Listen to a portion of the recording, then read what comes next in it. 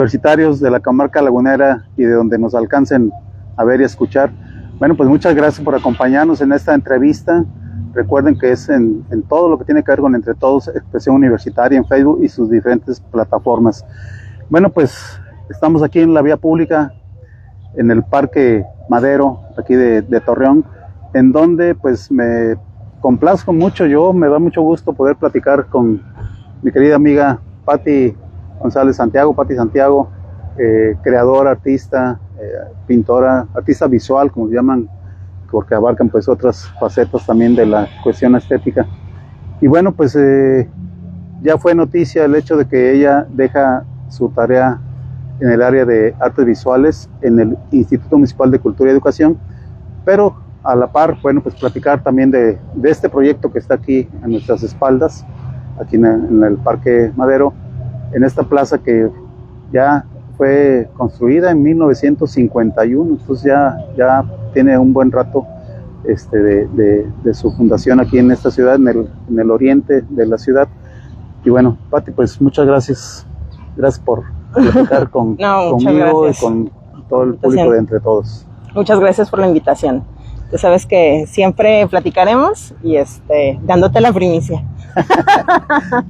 Bueno, en realidad es la primera entrevista así de tipo periodístico que tenemos. Hemos platicado muchas veces, pero pues cosas de trabajo, de cultura, de arte, de la ciudad, de cuestiones políticas incluso, pero primera vez así. Y bueno, pues es una conversación, Patti. Dejas una parte de tu vida profesional en el IMSSE, donde dejas una huella. Como dicen por ahí, dejas la vara alta para quien te sustituya. Creo yo sinceramente que en lo que es en artes visuales, quizá en los últimos años, y no son pocos los que yo he visto aquí en Torreón, tuvo un trabajo muy, muy importante en las artes visuales. Tu dirección ahí, tu pensamiento creativo, pero también crítico, muy inquieta, muy innovando, proponiendo, criticando, por supuesto, moviendo, dando la oportunidad a muchos artistas jóvenes y a otros ya un tanto consolidados. Pero ¿qué significa, qué significó, aun cuando estás aquí, vas a seguir en Torreón, qué significó esta etapa? Pues mira, parecerá broma, pero fue como hacer una maestría y una terapia al mismo tiempo, en lo personal. Fue una etapa de mucho crecimiento, de mucha autocrítica, de mucha reflexión. Me dio la oportunidad de, obviamente, tener muchos contactos como gestora, como artista. Este diálogo, esta interacción con muchísima gente de muchos temperamentos, de muchos pensamientos, eso me permitió, y fue, honestamente, entré como desde una etapa que había sido pues un tanto depresiva, y lo comparto porque mucha gente, en esta, ya sobre todo en la pospandemia, nos abrimos mucho lo de la salud mental, pero ya me fui dando cuenta en retrospectiva, ya con el apoyo médico, que pues efectivamente hubo una situación por ahí que tuvo que ver mucho con mi vocación y mi maternidad. Y pues te decía que siempre muy honrada de tu invitación a participar en el equipo, pues yo decidí entrar, y entré como sorprendida por un futuro, ¿no? Incierto, pero también con la idea, o con la creencia, o con esta como esto ya venía de mí desde hace muchos, desde chiquita. Los museos y las bibliotecas y las galerías y el arte han sido como estos templos sagrados. Entonces, para mí, dirigir Casa del Cerro fue una experiencia como nueva. Yo no sabía lo que me enfrentaba, pero pues como tú dijiste por ahí en la nota que hiciste, con una fe inquebrantable, y sí, efectivamente hay una cuestión por ahí espiritual que tiene que ver, pues sí, moderna, ¿no? Un pensamiento moderno, de que estos para mí eran templos de pensamiento, de introspección, de reflexión, de encontrarme a mí misma y encontrarme, pues sí, de alguna manera con algo mucho más grande que nosotros, ¿no? Entonces, por eso, con un profundo respeto y amor, quiero yo apoyar, ayudar y compartir esta fe por la cultura con los demás. Creo que, pues tú lo has dicho, ¿no? Sí, es Es un acto de fe. Alguna ocasión entrevisté al director técnico del maratón Lala, no tengo por qué no decir la marca, y le decía yo que si correr era un acto de fe. Sí, un acto de amor, de que sí, la pasión, sí, pero es un acto de fe. Y bueno, qué bueno que tú lo validas, porque así como tú en tu disciplina, pues otros en otras, ¿no? Y yo creo que siempre hablamos de fe y tener confianza y todo. ¿Fue un reto, es un reto? ¿Es difícil el medio artístico, cultural? Por supuesto, todos los artistas lo sabemos, y los gestores y los promotores. Y hablábamos con que no es exclusivo de nuestro país ni de nuestro municipio. Tengo la oportunidad de tener amigos, artistas que trabajan y viven en otras partes del mundo, y la situación siempre es así. Y fíjate que no solo por lo económico, y lo que me he dado cuenta, que independientemente de tener una vida digna, no sobrevivir, sino tener una vida digna, lo difícil de la vida artística es que es algo que se contrapone a la cultura, al capitalismo, a un sistema de las cosas, al poder. Y de alguna manera, pues sí, el arte pues es una construcción, es un constructo, un invento moderno, pero siempre ha estado con nosotros. Yo digo siempre que la pintura es antes, durante y después del arte. Me refiero a que siempre hay pintores, hay un linaje de pintores prehispánicos, está el Tlacuilo, aquí Paquimé, ¿no? Toda esta cosa que sacó hilo ahí en Mata Ortiz, Juan Quesada, ahora la construcción de la pintura como la conocemos del Renacimiento para acá, pues es una construcción, pero también es una necesidad. Entonces es muy difícil porque requiere salirte del mundo, es una cuestión, el arte es una cuestión tiene un tanto cuanto anacrónica, y te tienes que salir de una dinámica, de una inercia de mercado, de consumo y de producción. Entonces, y pasa, y hablando ya en concreto del gobierno, pasa que es difícil porque, bueno, aquí en el municipio no hay un circuito. En el país hay muy pocos estados, muy pocas ciudades, municipios que tengan efectivamente un circuito, y el circuito siempre debe estar apoyado por lo económico. Entonces es muy difícil. Solamente la Ciudad de México, tal vez Oaxaca por el legado cultural, la tradición, y Monterrey, Guanajuato, por ahí las ciudades que se han fomentado con el turismo, ¿no? También como una construcción, pero sostener como esta vida digna, y también sostener tu libertad, y la autodisciplina que exige eso. O sea, yo creo que lo más complicado para mí como artista ha sido, pues, no distraerme ante los gastos inmediatos, las necesidades propias, personales, los instintos. Sí. Y pues también ciertas condiciones que a mí me tocó ahorita que estoy aquí en el gobierno, que estuve en el gobierno 3 años y medio, poder ayudar, poder abonar, sembrar algo, ¿no? Pero en general yo creo que tiene que ver, y como decíamos nosotros ahorita antes de la entrevista, tiene que ver más bien la dificultad con la voluntad y la autodisciplina personal, y contraponerse con una realidad que de pronto es muy contingente e inmediata, ¿no? Y muchos distractores. Pero aparte yo creo que esto parece que no, pero la dignidad, cuando somos personas dignas, en donde estemos, vamos a tener esa conducta con nuestra vocación, con nuestro amor por hacer algo, ¿no?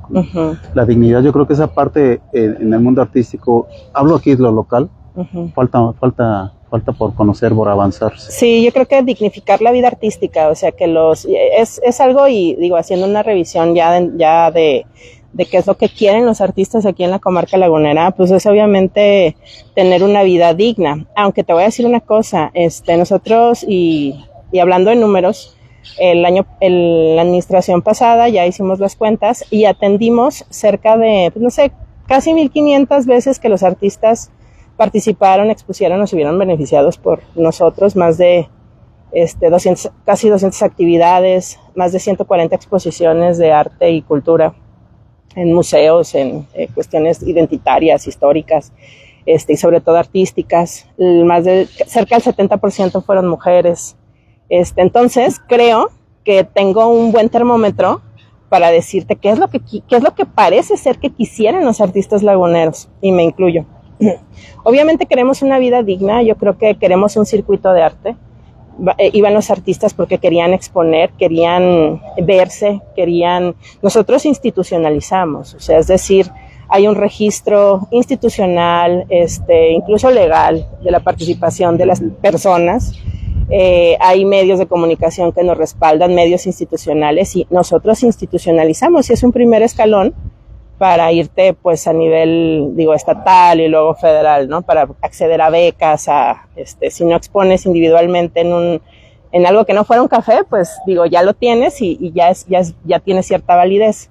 Entonces, los artistas quieren un circuito en cuestión de institucionalizarse, en cuestión de existir, y pues somos civiles, y de alguna manera nosotros ponemos esa noción civil, esa nota civil, o sea, de existencia, en los artistas, ¿no? Pero también necesitan vivir del arte. Ahora, lo que yo observo es que hay mucho, o sea, hay una parte donde, por un lado, cualquier persona tiene derecho a expresarse, y yo lo veo así. Hay muchos artistas, no solamente jóvenes, sino también de ciertas edades, por ejemplo, este colectivo 40 y más, que ya las chicas son de 40 y más, y son mujeres que han pasado como esta revolución última feminista, en donde ya tienen nido vacío, o ya están jubiladas, o ya cada quien, pues ya el marido se fue, o por ahí ya están adquiriendo autonomía, o tienen esta posibilidad, y están produciendo artes. No son de 20 años, pero están tratando de tener un lugar en esta, como nuevas artistas, ¿no? Entonces, y así pasa, hay gente que no tuvo los medios, o no tuvo acceso a la escolaridad, a la preparación escolar en sus tiempos, y ahorita pues tenemos la licenciatura en artes en UAL, tenemos el Centro de Artes del Norte, tenemos talleres, el Penella también, por ejemplo. Entonces ya se está academizando el arte aquí, que está padre, pero hay sus bemoles, ¿no? Entonces, sí hay un lugar, o sea, sí es lo que creo que los artistas quieren, es un lugar para verse, para reconocerse, para saber que son reconocidos. La gente queremos reconocimiento, y los artistas no son la excepción, pero también quieren vivir del arte, y también, como te decía, no es un asunto solamente de gobierno. El gobierno sí debe de generar ciertos espacios y ciertas operatividad y ciertas cosas, pero también es mucho trabajo los artistas. Se acercaba el año antepasado un artista a decirme que ellos están haciendo lo que no está haciendo el gobierno. Y yo, es que deberían, independientemente, como dice Cruz Villegas, a pesar del gobierno y con el gobierno y por encima del gobierno, él decía del dinero, ¿no? Pero tienen que hacer arte. Yo estuve mucho tiempo viviendo como de becas y bienales, hasta que un día dije, a ver, voy a ser un artista instrumental del gobierno, intelectual orgánico, ¿no? Del gobierno. Tampoco, en una utopía, y te decía, ni siquiera en Suiza, en Suecia, en Alemania, en Holanda, las cosas no son tan así, ¿no? Yo creo que el gobierno sí está obligado a, si falta un circuito, junto con la sociedad civil y también la empresa, poder poner las vías para que esto entre todos se haga. Y yo traté en esta etapa de abonar, de arar la tierra, de abonar, y te voy a decir algo, lo hice también para mí, porque ahora que me voy, yo también me voy con este propósito de autoevaluarme, ya del otro lado, así como cuando construyes una cosa de barro, de un lado el gobierno y del otro lado como artista, a ver yo cómo puedo incidir. Uh-huh. Si realmente esa pared que construí del otro lado para fortalecer, o esa estructura, más bien, realmente tiene la fortaleza como para sostener mis aportes y necesidades. Entonces, esa va a ser una autoevaluación muy interesante. Por eso decía yo que este papel que has desempeñado, pues fue un paso adelante en todo este camino, ¿no? Digo, falta mucho. Falta un chorro, falta mucho. Es un maratón, pero se avanzó. Y te lo digo sinceramente, o sea, creo yo que has puesto ahí fijado el rumbo. Y además es cierto, yo creo que los artistas deben vivir de lo que quieren hacer, porque serían felices. Sí. Por eso mucha gente se frustra, porque todo no es lo que tiene que ser. Sí, o sea, no solo los artistas, digo. Sí, digo, todo si quieres ser médico, si quieres tener una lavandería, si quieres ser ama de casa, o sea, tener la libertad de autoconocerte y decidir, es lo que quiero hacer. Y a lo mejor como artista te digo, yo hice un ensayo hace mucho sobre lo vocacional y yo le entré al arte como terapia. Y en determinado momento fui amateur del arte y luego fui profesional y luego fui anacoreta con el arte. Y, o sea, como ser humano tienes diferentes etapas, pero que yo creo que así como los alemanes, ¿no? Todos tienen que tocar un instrumento porque es disciplina. La música, por ejemplo, te da una sensibilidad, y sobre todo, la música requiere muchísima disciplina, o sea, es per se, ¿no? La pintura a mí me toca que sí requiere disciplina, pero digamos que pues es algo que en el lienzo puedes resolver y puedes problematizar y es un poquito más flexible, digamos, pero digo, ves a estos pintores que tienen una producción increíble, no sé, como Ansel Kiefer, ¿no? Que tiene una gran fábrica. O sea, ya ves que sí requiere disciplina si quieres expresarte o llegar a cierto lugar. Sí, ¿no? Yo he repetido varias veces eso de que alguna ocasión leí. Dice, pues todos nacemos con una dosis de talento, pero no todos nacemos con una dosis de disciplina. Entonces, bueno, por ahí... es una decisión. Sí, claro. Sí, es una decisión. Pati, falta que se trabaje desde con los niños, digo, todas las expresiones artísticas, el deporte, todo, pero en Torreón faltaría más eso, las escuelas públicas y las privadas, porque no me pueden venir a mí con cuentos, fomentar desde la niñez, ¿no? Todo eso. Sí, yo creo que, te lo voy a decir desde el arte, desde mi experiencia artística y de esto que he investigado, leído y he experienciado. Pues obviamente, desde esta trinchera, te puedo decir que sí hace falta que se vea el arte. De hecho, Israel Herrera estaba trabajando con un proyecto que se llama Sin Borrador, con la gente de los niños por ahí de las escuelas cerca del Museo del Algodón, y era un trabajo muy bonito entre arte, museo y escuela, ¿no? Pero creo que sí hace falta mucho presupuesto y el enfoque artístico, y creo que hay un modelo muy bonito ahí en la Ciudad de México, donde el arte se ve como una herramienta para acceder al conocimiento imaginal.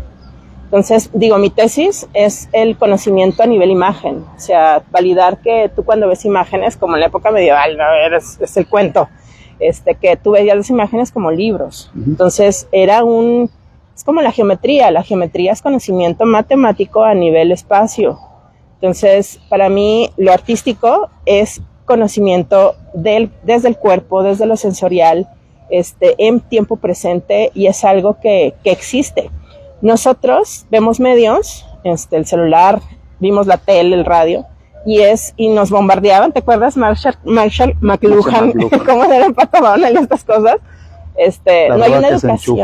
No hay una educación para la recepción y para la lectura de los medios. Esto es importante entenderlo desde las imágenes. El arte tiene muchas herramientas como una institución, y creo que sí es importante que en las escuelas y en las casas y desde los institutos de cultura se vea como una manera de generar reflexión, pensamiento, crítica y creación. O sea, esto es fundamental.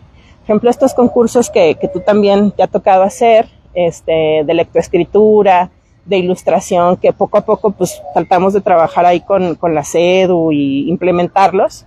A mí me gustaría, y yo insisto ahí en las mesas de coordinación, que se trabaje como un proyecto de investigación, como por ejemplo si vas a plantear como el proyecto de arte de identidad que hicimos, ¿te acuerdas? Con el profesor Tomás, sí. El concurso de dibujo era para saber, nuestro proyecto fue una investigación acerca de quiénes somos como laguneros.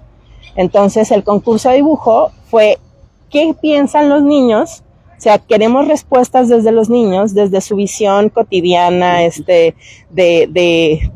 libre, juguetona, lúdica, experiencial, sensible, que es lo que hace a los niños ser laguneros. Y pues obviamente, pues ahí estaba el fútbol y la comida y el territorio, y sí, vimos que el territorio es importante y los lazos familiares son importantes y que de alguna manera se ejerce la comunidad, pues sí, desde casa, pero también hay otras formas de hacer comunidad, pues que tiene que ver con el rito, ¿no? Que es el fútbol, ¿no? Uh-huh. Entonces, sí es importante, yo creo que el PNE ya está apenas germinando, y en unas 2 o 3 generaciones más vamos a ver estas necesidades de los mismos egresados y los resultados. Entonces, y también digo, nos toca ahorita, digo, porque todavía estoy ahí en la coordinación, pero es muy complejo porque están los niños, pero también los adultos, pero también las mujeres. Y en el caso de las mujeres, pues ha sido como yo soy feminista antes de saber que era feminista, por la cuestión de la presión, ¿no? De la cultura. Y para mí ha sido, la primera exposición que hubo fue de contemporáneas, mujeres del acervo y luego contemporáneas. Para mí ha sido fundamental el que yo sea congruente con que si en casa, si en el barrio, si en las historias de las mujeres de mi vida he visto pues muchas injusticias, es justo que desde mi trinchera, desde lo que hago, pues se dé las facilidades y la apertura y el aliciente y el empuje para que realmente las mujeres se expresen como son, ¿no? Entonces, no solamente es que sí, los niños pues está fresquito, y si tú implantas una semilla a los 3, 4, 5, después de los 3 años, está súper padre y súper fácil que se les haga el arte y la cultura como algo de primera necesidad. Uh-huh. Yo creo que ahí es clave. Pero pues sabemos que hay que revisar constantemente y rehacer y pensar en conjunto y en comunidad cómo aprendemos, porque dicen, la escuela, no, pues es para que cuidan a los niños. No, la escuela es un arma cargada. Sí, es que todo empieza en la casa, ¿no? Ajá. En el hogar, en la familia. Y se puede utilizar para... En el barrio. Mover gente, sí, y para manipular y para despertar. Sí. ¿Tú crees que en términos de cultura, de arte, aquí en Torreón, que es de donde estamos, aquí respiramos, aquí vivimos, aquí dormimos, la cultura es machista? ¿Prevalece un sentido machista? Sí, pero esto es el sistema patriarcal. O sea, perdón que sea panfletaria en ese sentido, pero el sistema patriarcal es más allá de ser machista. Ser machista es un efecto, pero el sistema tiene que ver con la dominación. O sea, y eso, digo, no quiero hablar mal de donde estoy parada, pero es en general. O sea, independientemente del partido político en que estemos y la forma de gobierno, hay una estructura de dominación en donde simplemente no hay horizontalidad. O sea, siempre hay como esta necesidad de estar encima del otro. Hombres sobre los hombres, y bueno, los hombres dominando a hombres y las hombres dominando a mujeres y las mujeres dominando a las mujeres, a las amigas. Entonces, sí se da, pero por eso es importante, digo, el conocer quiénes somos nos permite querer y cuidar. Entonces, si conoces las historias de vida, si conoces las condiciones, si tienes como dice Marie Curie, ¿no? En esta frase, que no hay miedos, hay más bien cosas que no entiendes. Si empiezas a conocer, te das cuenta de, por esto pasan las cosas. No lo justificas, pero sí lo entiendes y sí marcas la diferencia, ¿no? Das pauta a ciertas cosas. Entonces, sí hay un machismo. Yo cuando cuando regresé de la Ciudad de México, por ahí del 2011, porque yo ya venía con una bebé en camino, sí me topé con y anteriormente no lo notaba tanto, pero sí me topé con estos comentarios de, vas a dar clases a las señoras. Las señoras que pintan. Es que es mujer pobre, gorda, que hablaba como chilanga. O sea, sí, llegar a los grupos culturales, sí era como, había efigies porque son hombres, hay toda una tradición, no sé, aquí usos y costumbres, en donde hay grupos culturales, y sí me topé con cosas así muy, muy negativas y muy machistas, en donde simplemente por ser mujer ya te ven por encima del hombro. Y sí, en diciembre me tocó una experiencia horrenda. Sí. No voy a decir nombres, pero sí me pareció que es un gran problema. Y gente que está acostumbrada a esos usos y costumbres de por ser hombre, lo que diga se va a tomar como verdad. Sí me lo he topado. Justo hace como un año hicimos una exposición que se llamó Señoras que Pintan. A mí me parece que es importante empezar a desestructurar, romper, cuestionar todas estas prejuicios e ideas que tenemos acerca de quiénes somos. Porque digo, estas señoras que pintan muchas veces tienen cierto nivel económico, pero, o sea, yo tenía grupos de pintura en donde las mujeres que pintan eran doctoras con especialidades, matemáticas, filósofas, contadoras, y con arquitectas con grados muy especializados. Y reducir, y no quiere decir que las que son amas de casa y que toman el pincel. Tuve un grupo en Las Cruces donde había niñitas de 2 años, ahora en Rescate de Espacios Públicos, y una señora de 85 años que apenas tomó el pincel y descubrió todo un mundo nuevo. Entonces, eso es la dignidad. Entonces, creo que ahí me topé con esto. Mi trabajo, tú sabes que me ha tocado siempre estar como contracorriente. ¿No? Y por ser mujer, yo sí he visto que, y pobre de la Nueva Aurora, de barrio, como tú quieras, sí es más difícil. Y yo siempre he pensado que mi trabajo habla por mí. Entonces, es como cuando las escritoras siguen muchas poniéndose nombres de hombre, sí. Porque el medio es muy machista, sí. ¿No? Plantado en lo patriarcal. Es una cuestión de dominación. Digo, hay como hipótesis medio New Age, muy light, que dicen que porque los hombres pues han perdido el dominio de la especie y de la reproducción, pero yo creo que tiene que ver mucho con la cultura. Es una uso y costumbre y como tal se puede cuestionar y se puede mejorar, ¿eh? O sea, y yo he visto incluso en mi medio gente con la que he mantenido contacto y comunicación y hemos cuestionado estos prejuicios y se han liberado cosas. Digo, en el instituto, una de las, hace poco hubo la exposición de Magda Briones y el comentario uno era, ay, es que no tiene el nivel de pintura. Y yo, no, a ver, esto es hermenéutica, no es crítica moderna, no es Clement Greenberg, es cómo vamos a leer a una mujer de su tiempo que tuvo mucha influencia a todo nivel y que por medio de la pintura que era para ella estableció un lenguaje propio. Entonces, cuando curé la exposición, fue un darse cuenta, ¿no? De que no buscamos valores críticos para la pintora que México espera, ni cuestiones formales, ni técnicas, que muchas veces son negociaciones y son cosas ahí también ideológicas y también de poder. Y aquí lo que vimos es un lenguaje. Para mí, y digo, esto es una frase que muchas veces he aplicado en los textos de sala, el arte es expresarse tal y como se es. Es una cuestión muy política. Por eso para mí es importante también que los nuevos valores, independientemente de la edad, del género, de la predilección sexual, de lo que tú quieras, del nivel socioeconómico, se presenten. Está el caso, por ejemplo, de artistas como Mónica Fernández, que sí fue una artista privilegiada en el sentido económico, pero muy por su condición de ser mujer y también en un cierto nivel económico, pues había un mandato de género. Entonces ella estuvo siempre a contracorriente, luchando con sus profesores y tratando de hacer su arte. O sea, a lo mejor dice, bueno, sí es muy privilegiado tener cierta condición económica, pero pues también hay una cuestión de género que es independiente de la condición económica, que también para ella fue muy fuerte. Entonces, para mí me parece que es mucho más importante que se vea qué es lo que quiere decir la gente a través del arte. Lo que expresamos. Sí, hay críticas, hay criticones que dicen, es que bajó la calidad.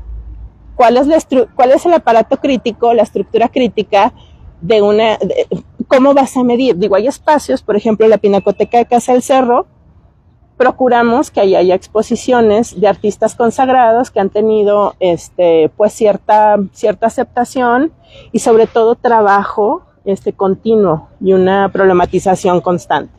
Hay espacios como Mudéjar, que ha sido un espacio que también es un tanto cuanto depurado, los lenguajes son muy abstractos y es un conocimiento un poco más sofisticado, digamos, por los lenguajes abstractos que manejamos allí.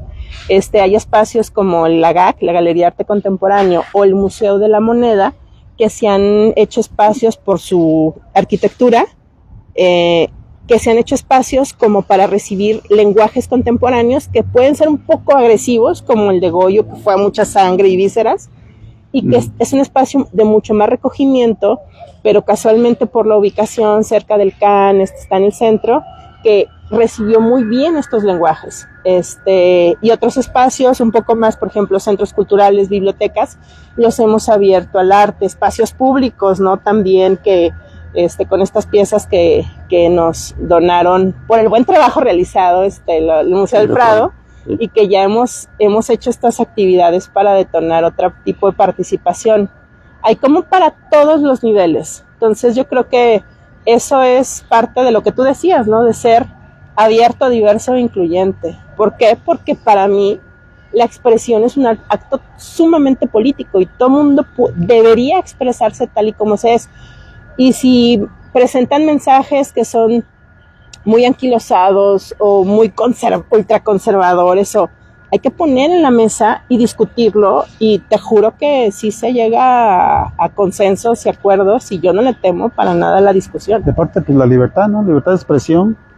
Yo creo que sí falta, no sé si estás de acuerdo conmigo, que en Torreón, en La Laguna, hace falta la crítica. Claro. La crítica especializada en las artes, en cualquiera que fuera, sí. Precisamente para también provocar ahí un levantón, ¿no? de la calidad del concepto ideológico al plasmar ahí una pintura, un dibujo, una viñeta. ¿Por qué el cartonista, el caricaturista sí y por qué otros no? En fin. Claro. Pero sí creo yo que la crítica hace falta. Yo creo que sí va a haber espacios, porque te digo, se está academizando la comarca lagunera con la licenciatura en Artes Visuales en UAL. Yo he visto gente, o sea, digo, sale ahorita Carla Rubalcaba, ella hizo la revista Trazo, la hizo de papá. Goyo es un chavito que se gana todo lo que le pongan enfrente y está yéndose a las grandes ligas y está estudiando artes y está estudiando diseño y está haciendo cuestiones de animación. Tina Sugasti está por ahí trabajando con el grabado, Anaí está también haciendo sus pininos en curaduría. Digo, hay mucha gente ahí en UAL que ya está posicionándose. Creo que, por ejemplo, en el caso de nosotros, el CAP, o sea, mi preocupación era ¿dónde le vamos a dar cabida a estas generaciones? El CAN, o sea, ellos vienen del CAP, pero han evolucionado de manera que han establecido lenguajes contemporáneos muy sofisticados y cada uno ha buscado, por ejemplo, Rastro, que es de Alfredo Esparza, pues ha sido se está convirtiendo en un referente a nivel contemporáneo, no solo de aquí, sino a nivel nacional. Entonces, y todos están haciendo están subiendo el nivel, elevando el nivel creativo, intelectual, expresivo, y te digo, conocimiento a nivel imagen. O sea, el arte, pues sí, está ligado a la filosofía porque se piensa a nivel imagen. Entonces, creo que a partir de esas bases se va a ir generando el mecanismo para ir dialogando y depurando, porque te voy a decir honestamente que a mí me parece que la cuestión crítica, como se estableció en la primera mitad del siglo XX, con estas figuras, mencioné hace rato a Clement Greenberg, pues que fue por antonomasia la figura del crítico, son peligrosas, porque tú sabes que, por ejemplo, los intelectuales establecieron, sí, como dice Siqueiros, ¿no? Una ruta, no hay más que la nuestra. Uh-huh. Sí, yo sí creo que naturalmente se van a dar estas propuestas desde estos, no grupos, sino comunidades y eso sería mi mundo ideal, para establecer este diálogo y este nivel de autorreflexión y retroalimentación y evaluación, porque como te digo, no es buscar, o sea, el punto no es sacar el objeto preciado con aura, sino es, si mi planteamiento es que el arte es político porque uno se expresa tal y como se es, plantar las bases para que haya estos mecanismos de expresión y de conocimiento y de reflexión a nivel imagen. Es mucho más complejo y es una realidad a la que todavía no estamos acostumbrados.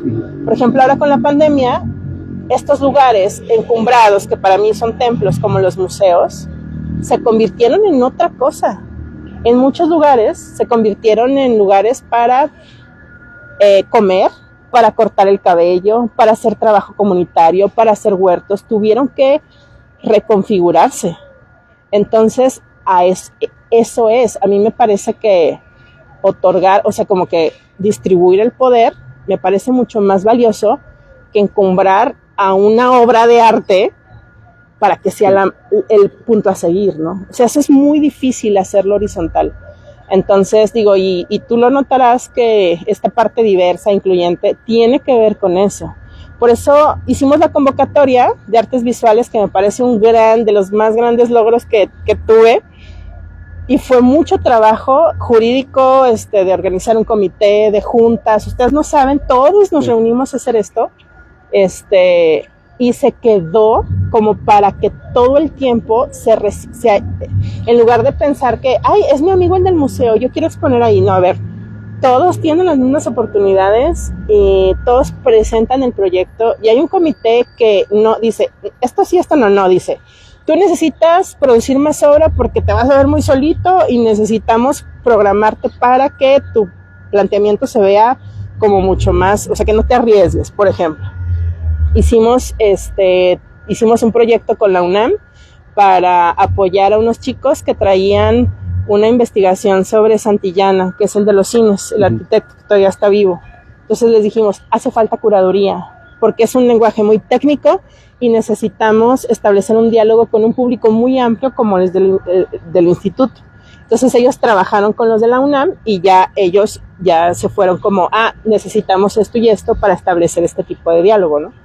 Entonces, y todos los que solicitan espacio exponen, pero, a ver, si soy muy, muy amateur, pues obviamente no voy a ir a Casa del Cerro, o dependiendo de cómo se den estas dinámicas, porque sí se pueden establecer dinámicas. Por ejemplo, me quedó por ahí en el tintero, en una semana o en un mes, abrir todos los espacios como para generar cierto caos y para que la gente se empodere y se apropie de los espacios, ¿no? Son ejercicios que se pueden hacer, pero que también hay que preparar a la institución, porque digo, hay muchos usos y costumbres como en todos lados, como en las casas de cada uno de ustedes, en donde, pues, digo, por acá está Joel, que no me dejará mentir, pero es un trabajo, o sea, no tiene una idea de cómo trabaja la gente en el instituto. Sí.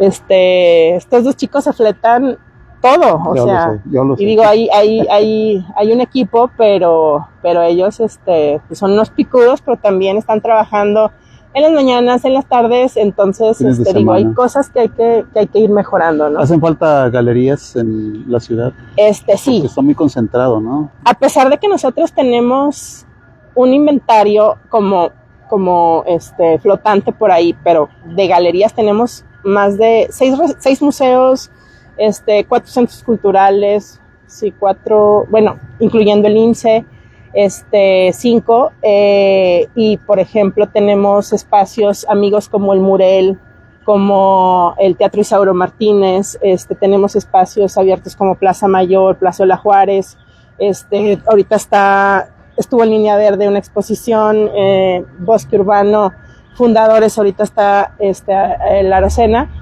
Tenemos más cerca, entre 20 y 30 espacios, 30 galerías. Sí hace falta espacios. Yo diría que, y es uno de mis sueños a muy largo plazo, que se haga una especie de espacio interdisciplinario, digo, que se va a abrir ahorita con tintes, con enfoque académico, el Centro de Artes de La Borrego, pero una galería de arte que contemporáneo, más, no contemporáneo, sí, bueno, sí contemporáneo, pero donde se establezca este tipo de dinámicas, como más comunitarias, más flexibles, ¿no? Donde si hay un espacio que empodere y también extendernos, tú sabes la problemática de la ciudad, extenderlos para allá, para el oriente. O sea, yo me imagino de pronto en la central de Abastos, esta nueva, abrir un espacio cultural muy discontinuo, ¿no? Que no te esperas en una central de Abastos un espacio, en una casa, espacios dinámicos. Trae un proyecto Elías Curi sobre museo nómada. Yo creo que sí hace falta, y sí se pueden hacer desde el gobierno, pero sí hace falta que la ciudadanía también, nuestro trabajo es que se les antoje, que vean las posibilidades del arte, pero yo creo que lo más importante es detonar la participación ciudadana. Una cruzada por la cultura, ¿no? Por el arte, sí, ¿verdad? Sí, claro. Municipal. Claro. No nada más el primer Sí, porque sector. también es muy poco saludable que el gobierno tenga todas las directrices de lo que se tiene que hacer. Es nada saludable. Nos vamos a levantar para ir terminando la entrevista y que nos platique aquí, Pati, de este mural que se está haciendo aquí en la Plaza Madero. ¿Hay algo por ahí? Hay preguntas. Primero están los que te saludan, Sergio Eduardo Olivas, saludos a la maestra excelente Gómez y Lerdo, y persona promoviendo siempre nuestro arte regional. Irana González también manda saludos, y nos está escribiendo, nos preguntan por qué te retiras. Yolanda Angélica Vázquez, Pati, ¿cuál es el motivo para retirarte? Italia Reza, saludos maestra. Y son los mensajes que leía. Libertad de expresión, volvemos a decir. ¿Entramos al chisme? Sí, Sí. Aquí no somos otros medios, ¿eh? No somos aparte. Nos cosemos aparte. Sí. Eso sí caracteriza entre todos. Claro, sí, yo los quiero mucho. Sí, los admiro mucho. Fue Yolanda la que preguntó. Yolanda, te voy a contar. Yo, sí, como les digo, esta imagen de construir como una vasija de barro, ¿no? Hay mucho que hice como por adentro, y como un proceso de autoevaluación quiero hacerlo por fuera. Yo desde los 8 años, mi primera experiencia en la gestión cultural hubo un taller en la escuela de títeres, y yo hice la obra, hice mi títere, hice la musicalización, la escenografía, y triunfamos en el grupo. Luego la maestra nos dijo, vayan a presentarla en todos los grupos, y lo presentamos en la escuela. Y luego mi mamá nos dijo, ¿por qué no la presentan en el parque? Y ahí yo les hago palomitas. Pues ahí vamos mi amiguita y yo, pedimos los títeres, e hicimos 2 presentaciones, una el sábado y otra el domingo, con lleno absoluto. Y vendimos palomitas. O sea, el mecanismo es vender las palomitas y que fueran a la obra. Esa fue mi experiencia de gestión cultural, y esa espinita, o sea, me siguió. Pero lo que siempre he hecho es dibujar y pintar. Yo digo que siempre insisto que agradezco mucho la invitación de Méndez Vigatá, pero sobre todo de Juan Noé. Tú me hablaste y sentí mucho. Yo no me imaginaba trabajar para el gobierno, porque soy muy libre y siempre he sido muy contestataria. Pero cuando tú me invitaste, a mí se me borró todo eso y sentí como un ímpetu de corresponder a tu invitación, porque había sido mi jefe en el Centro de Artes Visuales. Hubo unas situaciones ahí muy raras que pasaron También. De los artistas, justo por el temperamento, que nos metieron ahí en broncas, pero siempre hubo como apoyo, pero yo me quedé como un tanto desconfiada de mi trabajo. Cuando tú me hablaste, yo me liberé, entonces sentí mucho orgullo. Y obviamente yo siempre he trabajado, trabajé en el gobierno anterior, cuando estuvo Cermeño, colaborando con Elías, con Pamela, con Gaby, con todo el mundo. Siempre he trabajado desde el arte y también en conjunto con el gobierno, porque soy muy inquieta y muy curiosa y muy creativa. Y siempre quiero ver qué onda, cómo hacerle. Entonces, cuando estoy aquí en gobierno, yo sentí, al principio como que me aturdí, pero luego ya entré a la coordinación, solicité entrar a la coordinación, y fui muy feliz durante 3 años, muy sumamente feliz, y yo trabajaba en la madrugada y día y noche y no, a veces no descansaba. Y creo que es mea culpa de pronto trabajar, o sea, sobreexplotarme. Sí. Honestamente, digo, soy artista. Que aparte los sueldos no son los mejores. No son buenos, pero yo pagaría, o sea, durante estos 3 años y medio hubiera pagado por trabajar allí realmente. Y todos no me dejarán mentir que siempre estamos aportando dinero y cosas, y piensan que uno se hace rico ahí, y no, y no. Dice el Arquivigatá que lo van a acusar de empobrecimiento ilícito. Y sí, pero fuimos muy felices. Pero de un tiempo para acá, yo he envidiado mucho el trabajo de los artistas. Me refiero a que están pintando. Entonces fue esta transición con el mural, y sí me di cuenta que yo lo que tenía que hacer era pintar. Además que ya fue una terapia, estoy muy equilibrada a nivel mental y emocional. Estoy también trabajando mucho con esta cuestión de mis feminismos, ¿no?, personales. Y también veo que en cuanto al gobierno, y no es una crítica específica, sino en general, esta estructura de poder es como, en general, no, creo que no va conmigo, o sea, más bien querría ser más libre y trabajar para mí. O sea, todo lo que aprendí fue súper valioso. Cómo tratar con artistas, con gente, trabajar con exposiciones, contactos, todo ya lo quiero invertir hacia mí.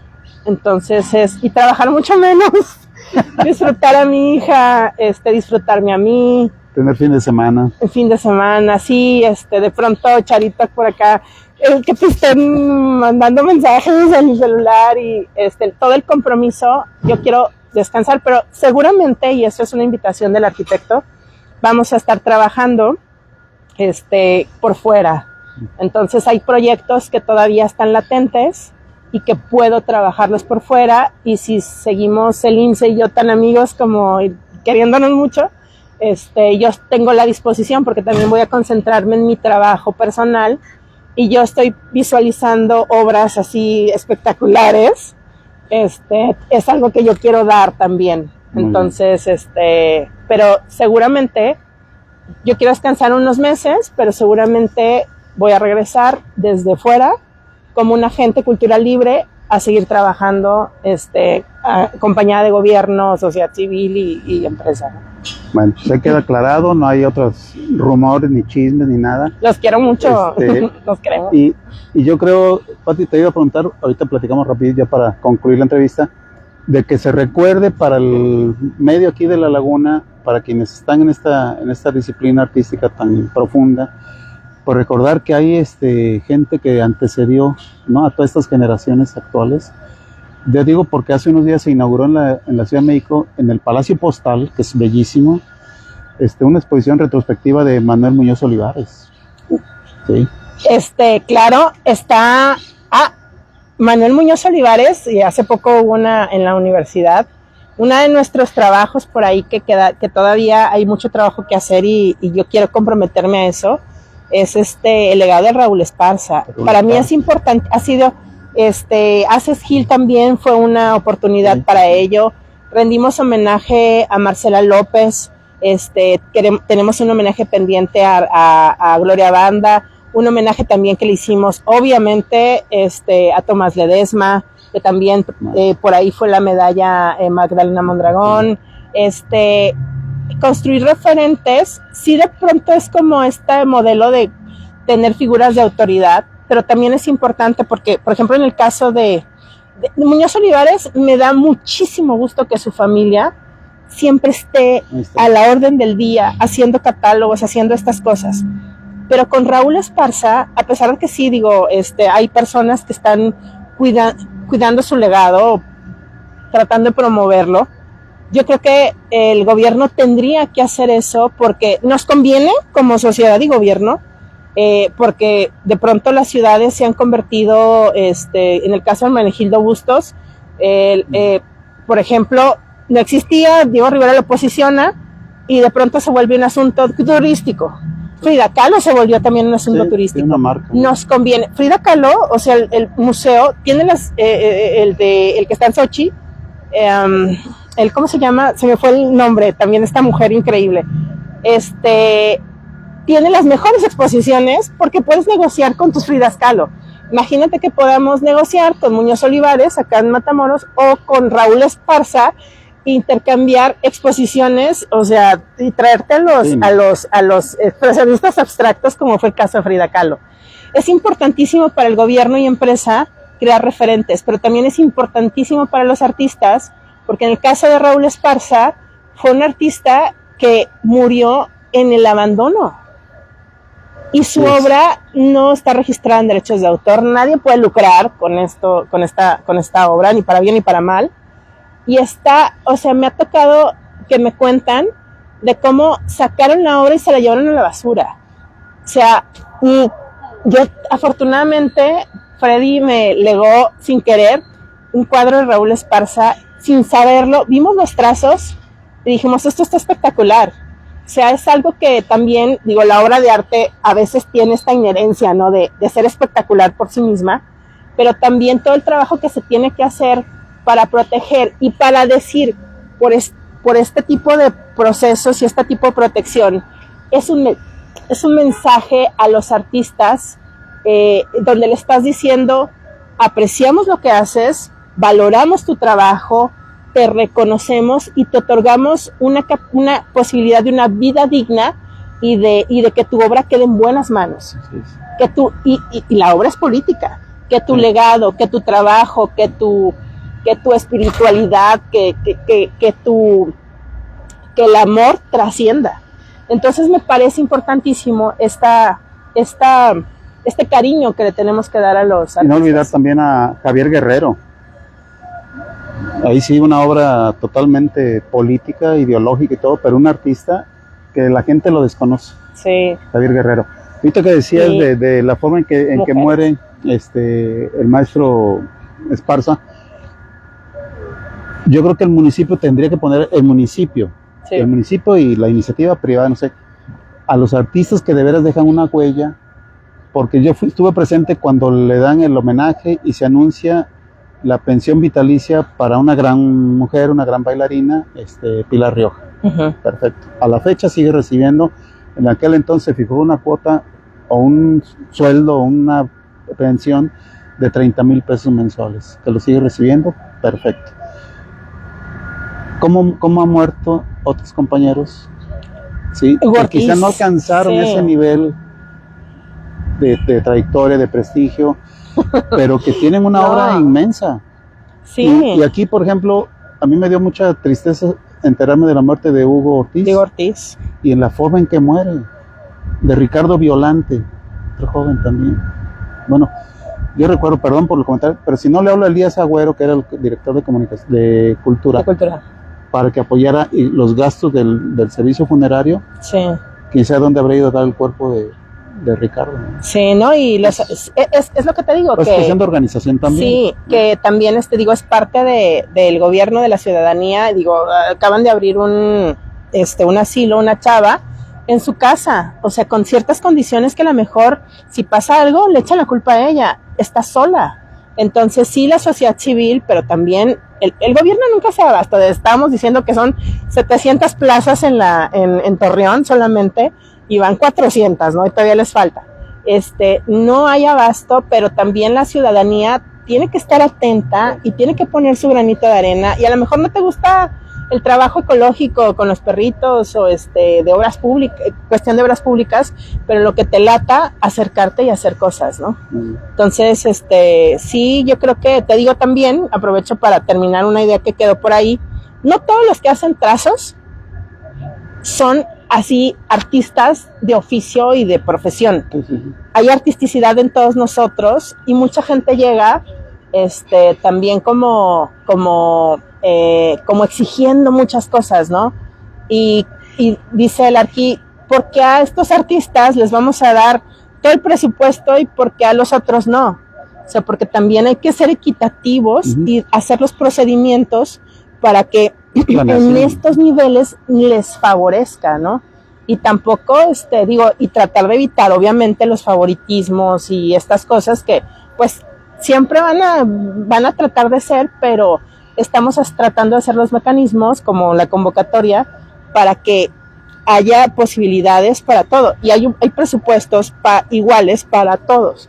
En determinado momento, si creemos por comité que la obra que está en la Ciudad de México valga la pena, pues lo sometemos a comité y apoyamos en ese sentido, ¿no? O por ejemplo, artistas como Tete Domínguez, que le hemos apoyado para llevar a su obra a Los Ángeles, ¿no? Entonces hay cositas que sí podemos hacer, pero digo, y Tete ha ganado todo y es un artista que está encumbrando a la laguna.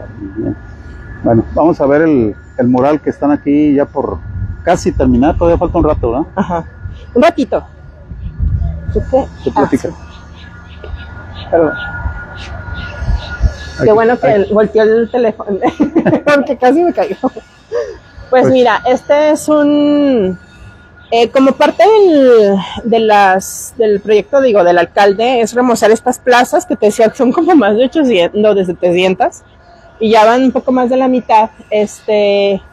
Una de las propuestas del arquitecto, pues había un mural que estaba como proyecto de Joxan, me parece que era, y hizo el diseño y lo hicieron los rotulistas de Simsa.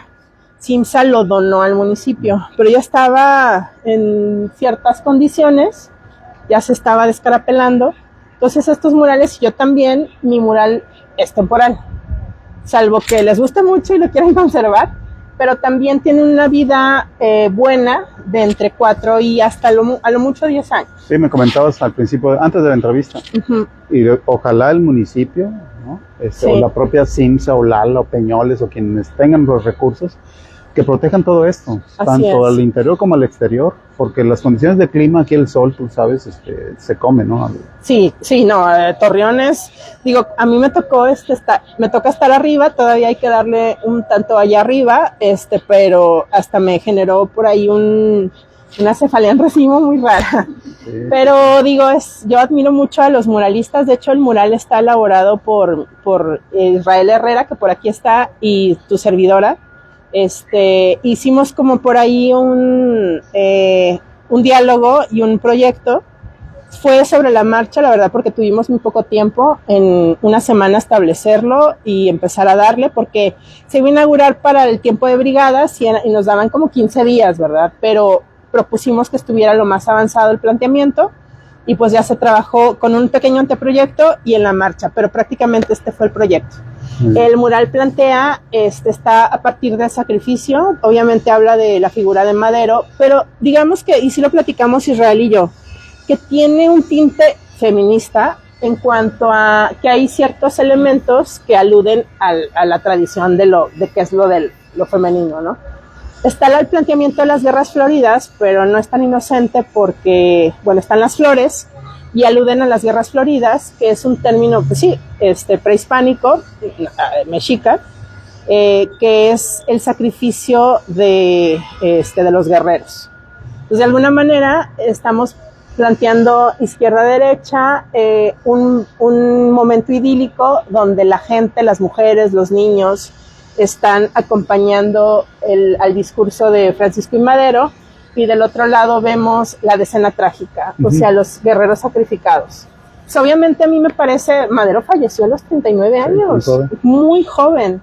Me parece que también es estas figuras donde a mí hay cierto tinte de ternura en Madero, de un ideal, de una extrema confianza en el deber ser, ¿no? Sí. En ciertos valores, y me parece que per se es una imagen casi mesiánica y sacrificial, sí, pero como un cordero místico. Quizás de esos líderes natos, ¿no? Porque a pesar de que tiene una condición favorable de su vida familiar, él dijo no. por aquí es, pues es Así el es. compromiso, ¿no? El nacionalismo, toda esta cuestión que parece... Es que, ¿sabes qué? Y a mí me encanta revisar el discurso, por ejemplo, del zapatismo, que nosotros entendemos un México, y estaba leyendo por ahí en Facebook el término de Mesoamérica como algo que engloba y calza a la fuerza a toda una variedad de etnias, y nosotros entendemos una cultura mexicana muy a fuerza de algo que es unido por los nacionalismos, pero que es súper contrapuesto y diverso. Sí. Querer encajar a un Rarámuri con un maya, pues nada más en el taller de Olivia y Gavino, ¿no? Pero por uso de la fuerza de la migración, porque no hay recursos. Sí. Pero son culturas con unas cosmovisiones súper diversas. En el caso del zapatismo es entender algo, un proceso místico, es un pensamiento totalmente místico, ligado sí a lo prehispánico y a un profundo entendimiento de una cosmovisión que tiene que ver con la tierra. Eso no lo podemos entender más que los campesinos, que por ejemplo en Simón Durango, que por ahí es mi papá en la estación Simón, y ver que sembraban en una cosa como de sal. O sea, entender que dependían del agua y entender que había un sacrificio porque no habían con un pensamiento científico, ¿no? Y si la educación formal no permite eso ahora, pues que sea la cultura y el arte. Sí, y entender también que no, digo, la ciencia, pues qué padre, a mí me gusta el capitalismo y me gusta la ciencia, pero pues a ver qué capitalismo, ¿verdad? Pero sí entender que tiene que haber un equilibrio. Entonces, este pensamiento también, Madero, es sumamente místico. Es espiritualista, o sea, es otra cosmovisión. Que también fue señalado, ¿no? Sí, y ahorita lo vemos pero el espiritualismo trataba de entender un cientificismo que ponía, entender que había una energía, que ya ahorita la entendemos como los quantums y todo eso, pero en ese momento tratar de asimilarla y de ver el potencial de esta energía y llegar a la bomba atómica, que él no vio la bomba atómica, o sea, entender cómo hay un poder que nos sobrepasa y que es muy peligroso y que justo ese poder va a plantear y va a romper los fundamentos de la crítica, de la razón, ¿no?